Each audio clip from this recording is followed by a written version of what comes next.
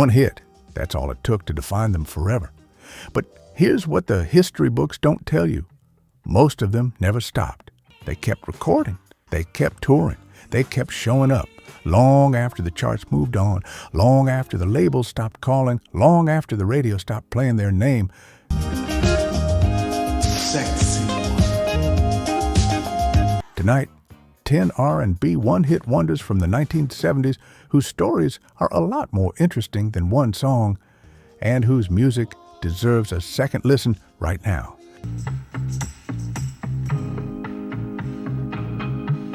Number 10, Dobie Gray, Drift Away, 1973. Through the pouring rain. Lawrence Darrow Brown, born in Brookshire, Texas in 1940, raised in a family of gospel singers and cotton farmers. He moved to Los Angeles as a teenager, and by the mid-1960s, he had scored a minor hit with The In Crowd. A soul stomper that cracked the top 10 in 1965. But a follow-up never came, and by the late 1960s, Dobie Gray had largely disappeared from the charts. Then came 1973. Gray recorded a song by Mentor Williams, the brother of songwriter Paul Williams, called Drift Away. I'm counting on you. Something about Gray's weathered baritone and the song's honest lyric about escaping into rock and roll caught a nerve that nothing else had. It climbed to number 5 on the Billboard Hot 100, sitting in that rich early 1970s pocket where soul, country, rock, and adult contemporary blurred beautifully together.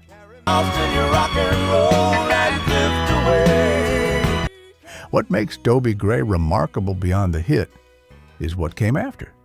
He never stopped. He moved deeper into Nashville's country soul world.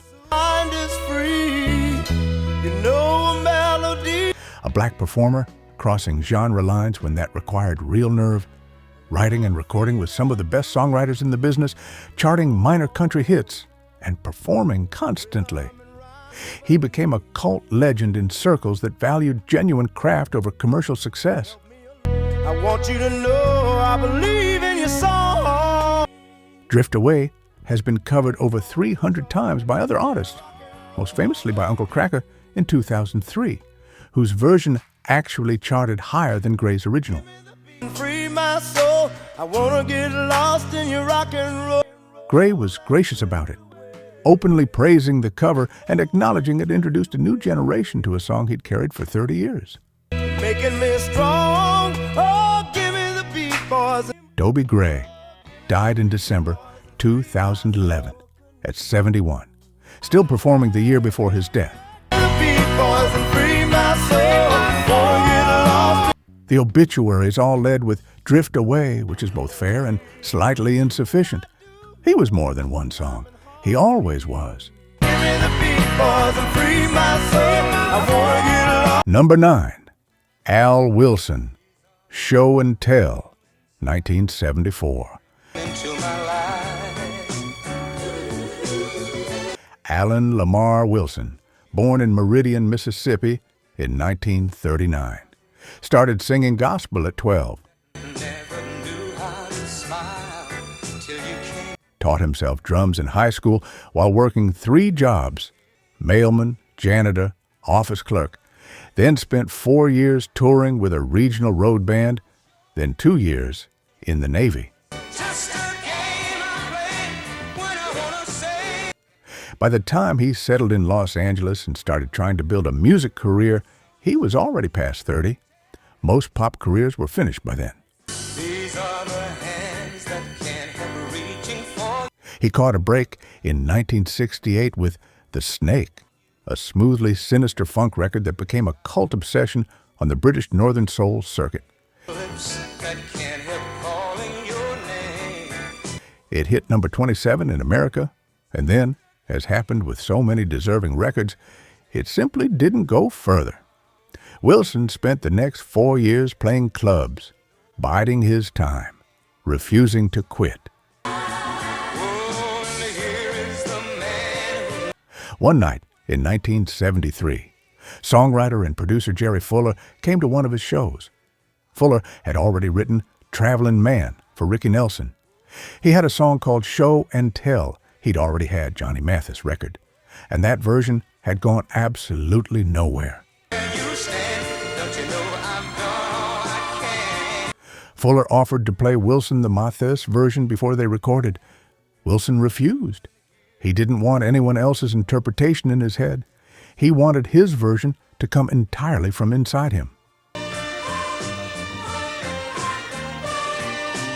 The result was a masterpiece of lush early 70s soul, built on a bass line that arranger H.B. Barnum and bassist Dennis Parker developed right there in the studio.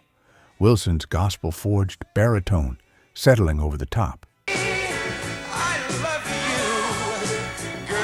Show and Tell hit number 1 on the Billboard Hot 100 in January 1974, sold over 2 million copies, and was named the Cashbox Single of the Year.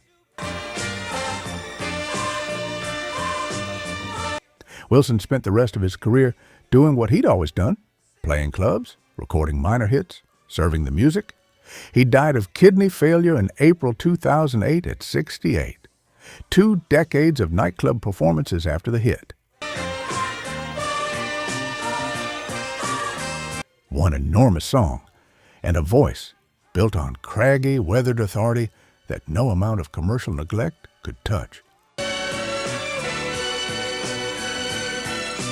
Number 8. Timmy Thomas, Why Can't We Live Together? 1972. Timmy Thomas, born in Evansville, Indiana in 1944. Spent the 1960s working as a session musician in Memphis studios, a quiet, gifted keyboard player who could hold his own on any session, but had never made a record that broke nationally. By 1972, he had relocated to Miami and was playing clubs and sessions for TK Records, the same label that would later launch George McCrae and KC and the Sunshine Band. Then one evening, Timmy Thomas sat down and watched Walter Cronkite read out the daily Vietnam War body count on the CBS Evening News. And in Thomas's own words, I said, "What? You mean that many mothers' children died today in a war that we can't come to the table and sit down and talk about without so many families losing their loved ones?" Why can't we all live together? He grabbed his pen. The song was already writing itself. Here is what makes the recording extraordinary. Thomas recorded the entire thing alone. Just himself, a Lowry organ, and the organ's built-in rhythm preset. A mechanical tick that substituted for an entire drum kit. No band, no session players, no producer adding overdubs. Every time I do this verse right here, it makes me feel good. When producer Steve Alamo heard the demo, he was going to recut it with a full ensemble. Then he listened again and decided the song was already finished exactly the way it was. The starkness was the statement. That drum machine tick, described by writers as sounding like a metronome for conscience, became one of the most recognizable sounds in soul music.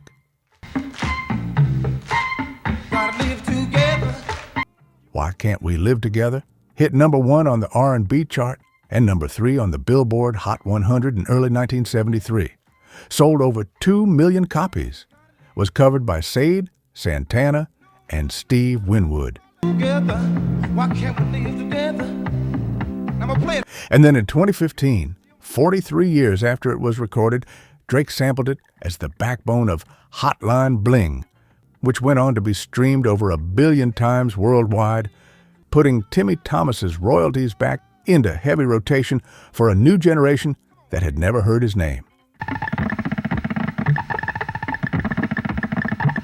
Thomas kept working throughout the 1970s and 80s, transitioned to production at LaFace Records in the 90s, and kept recording sporadically into the 2000s. He died in 2022 at 77. A one-man record, one organ, one machine, and a question that never stopped being relevant. Number 7, The 5 Stairsteps, O.O.H. Child, 1970. Things are gonna get easier. Ooh. The Burke family from Chicago's South Side. 6 children formed a singing group called the 5 Stairsteps because their mother said they looked like a staircase when lined up by age. Get easier. Ooh, child, things. Their close family neighbor was Fred Cash of the Impressions, who introduced the Burke kids to Curtis Mayfield. Mayfield signed them to his Windy City label in 1966, when the oldest was barely a teenager.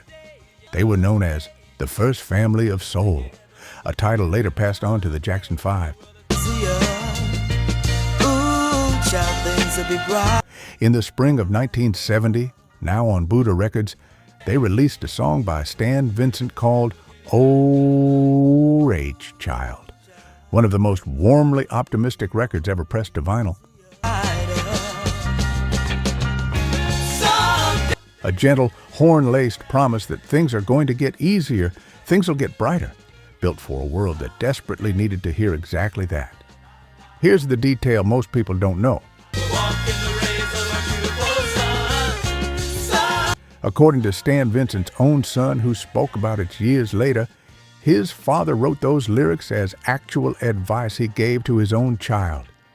The phrases in the song were things Vincent said to him growing up. The child in the song was really him. That's where the emotion comes from.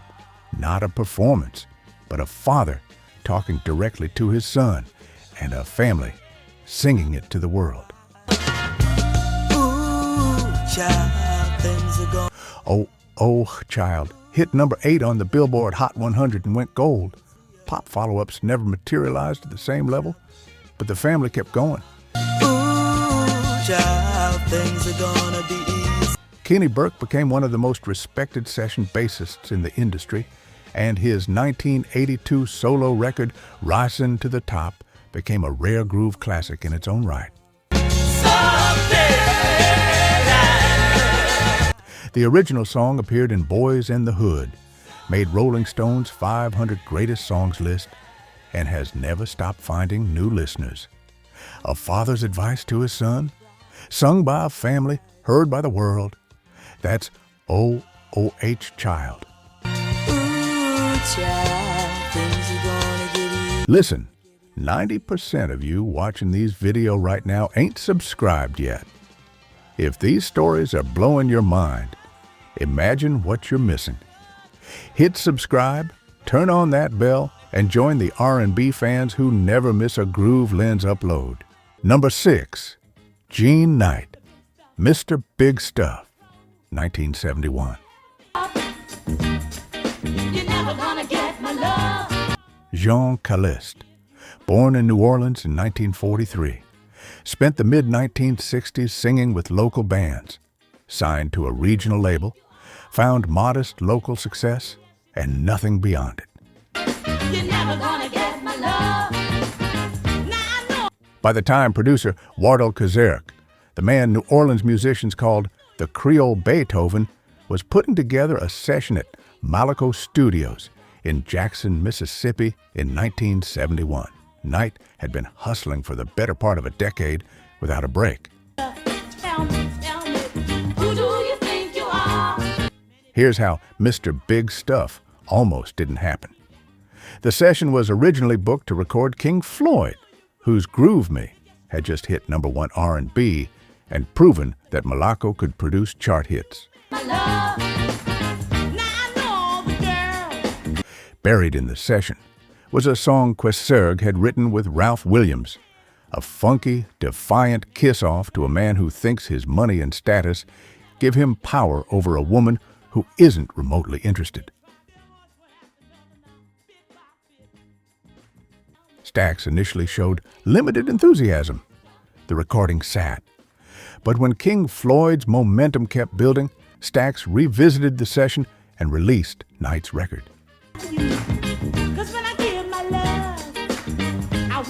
Mr. Big Stuff climbed to number 2 on the Hot 100, stopped only by the Bee Gees' How Can You Mend a Broken Heart? Double platinum, Grammy nomination, one of the defining feminist funk anthems of the entire era. She never had another hit like it, but she never stopped performing. In 1985, she scored a regional hit with My Toot Toot. The royalty checks from Mr. Big Stuff never stopped coming. She told an interviewer in 2002, "Mr. Big Stuff is better to me now than 31 years ago. All I have to do is sit at home and wait for the mailman." Jean Knight died in November 2023 at 80 years old, still a performer until nearly the end. And the mailman kept coming. Number 5, Billy Paul, Me and Mrs. Jones, 1972. Paul Williams, born in Philadelphia in 1934. Started performing professionally as a teenager, gigging around the Philadelphia club scene, refining a jazz-inflected soul style that was deeply personal and unmarketable to the mainstream of the 1950s. We both know that it's wrong. By the time Kenny Gamble and Leon Huff formed Philadelphia International in 1971 and brought him in, Billy Paul had been working and performing for over 20 years without a major hit. Gamble and Huff wrote Me and Mrs. Jones with Carrie Gilbert, known affectionately around the Philadelphia International offices as Hippie. We both know that is wrong. The song is about an extramarital affair, treated not as scandal, but with aching emotional honesty. Two people meeting every day at the same cafe, both knowing it's wrong, neither able to stop. I know she'll be there. Leon Huff said it plainly, "The best songs are real stories." Billy Paul himself said he knew before the song was released that it was a hit, the kind of song everybody could relate to, even if they'd never say so out loud. He was right. Cafe 630. Me and Mrs. Jones hit number 1 on the Hot 100 in December 1972. Held it for 3 weeks, sat number 1 on the R&B chart for 4, and won the Grammy for Best R&B Vocal Performance Male. Mrs. Jones. What most people miss, he kept recording for decades after. 15 albums, almost all socially conscious Philadelphia soul that Questlove later called one of the criminally unmentioned bodies of post-revolution civil rights music. Radio mostly ignored it, but Billy Paul kept performing, built a devoted following in the UK and Europe, and never stopped. He died in April 2016 at 81. 15 albums, 1 Grammy, 1 song that still plays everywhere, and a career most people forgot existed behind it. Number 4, Van McCoy, The Hustle, 1975. Van Allen Clinton McCoy, born in Washington, D.C. in 1940, started writing songs at 12. By his mid-20s, he was working for Liebe and Stoller, cranking out material for artists who would hit the charts while McCoy quietly accumulated approximately 700 song copyrights. He wrote Giving Up for Gladys Knight. He wrote Baby I'm Yours for Barbara Lewis. He put together the original Peaches and Herb duo. He produced David Ruffin's Comeback. He arranged albums for the Stylistics. By any measure, one of the most capable and versatile behind-the-scenes figures in the industry, and almost none of it translated into fame for Van McCoy, the artist. Then, in 1975, with an album deadline approaching, his business partner, Charles Kipps, went to a New York club and watched a dance Puerto Rican teenagers from the Bronx had invented. When Kipps described it the next day, McCoy had about an hour of studio time left. He asked 2 office girls to demonstrate the dance so he could feel the rhythm. He wrote the song in that hour, threw it onto the end of an already completed album. That was The Hustle, a groovy, string-laced instrumental that hit #1 on the Hot 100 in July 1975. Won the Grammy for Best Pop Instrumental, and sold over 10 million copies worldwide. McCoy was not happy about what followed. He said publicly he didn't want to be packaged and marketed as a specific product. He kept writing and producing for others. And then on June 29, 1979, he suffered a massive heart attack at home. He died a week later, 39 years old, 6 months from 40. 700 songs, one that everyone knows, a talent the world never fully reckoned with before it was too late. Number 3, Thelma Houston, Don't Leave Me This Way, 1977. Thelma Houston, born in Leland, Mississippi in 1946. Her mother was a cotton picker. Raised in Long Beach, California, she grew up in church with a voice capable of the kind of full-throttle emotional delivery that makes rooms go completely quiet. Baby, don't leave me this way. She was married, divorced, and raising 2 children when the Fifth Dimension's manager heard her in a nightclub and signed her to Dunhill Records. Yes, don't leave me this way. Her 1969 debut, produced by Jimmy Webb, was critically praised and commercially ignored.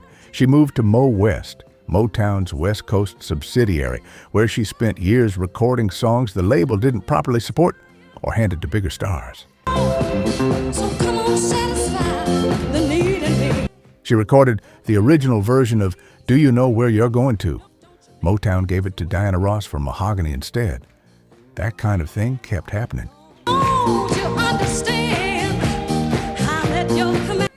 By 1976, producer Hal Davis heard Don't Leave Me This Way, a Gamble and Huff song originally recorded by Harold Melvin and the Blue Notes as an unreleased album track, at a party. I can't exist. He brought it to Houston immediately. During the recording session, a union rep walked in and tried to stop them because overtime rules were kicking in. Davis reportedly threatened to physically remove him from the building. He knew he had a masterpiece and wasn't stopping for anyone. Don't you understand? Don't Leave Me This Way hit #1 on the pop, soul, and disco charts in 1977. Won the Grammy for Best Female R&B Vocal Performance. Now sits in the Rolling Stone 500 Greatest Songs and the Dance Music Hall of Fame. In 2024, Thelma Houston appeared on The Masked Singer at 77 years old and silenced the panel. One perfect song, a career that absolutely refused to end. Number 2, Cheryl Lynn, Got to Be Real, 1978. Cheryl Lynn, born in Los Angeles in 1957, grew up singing in church, developed a gospel-trained, full-range voice with the kind of raw power that stops rooms dead, and spent years auditioning and recording demos without a break.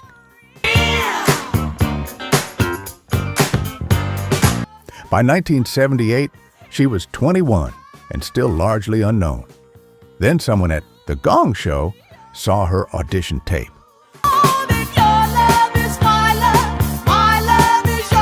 She appeared on The Gong Show in 1976, and instead of being gonged off the stage, the judges were so stunned by her voice that the response was immediate. The appearance generated real industry buzz, and producer David Foster, early in a career that would make him one of the most successful producers in music history, started working with her on material for Columbia Records. In 1978, they recorded Got to Be Real, a surging gospel-drenched disco soul anthem built around a Fender Rhodes hook Foster played, a bass line that locked in with physical inevitability, and Cheryl Lynn's voice doing things that sounded almost impossible at the top of its range. The song hit number 12 on the Hot 100 and number 1 on the R&B and dance charts. It became one of the most sampled records in hip-hop history, appearing in tracks by De La Soul, Tupac, and dozens of others. The mainstream pop follow-ups never fully materialized, but Cheryl Lynn kept recording. Well-received R&B albums through the 1980s, consistent charting on the soul charts, a devoted audience that appreciated her more specifically than the pop market ever had. She remains an active performer today, still bringing a voice that has never stopped being extraordinary, discovered on a game show, sampled by Tupac, still performing. That's a career. Number 1, George McCrae, Rock Your Baby, 1974. George McCrae, born in West Palm Beach, Florida in 1944. His story starts with his wife. Gwen McCrae was the signed artist at TK Records in Miami. George had performed alongside her for years. They were a duo. Then she went solo, and George drifted to the edges of the industry, singing backup, performing when opportunities came, but never the headliner. In June of 1974, a session at TK Records was booked to record Gwen McCrae. She didn't show up.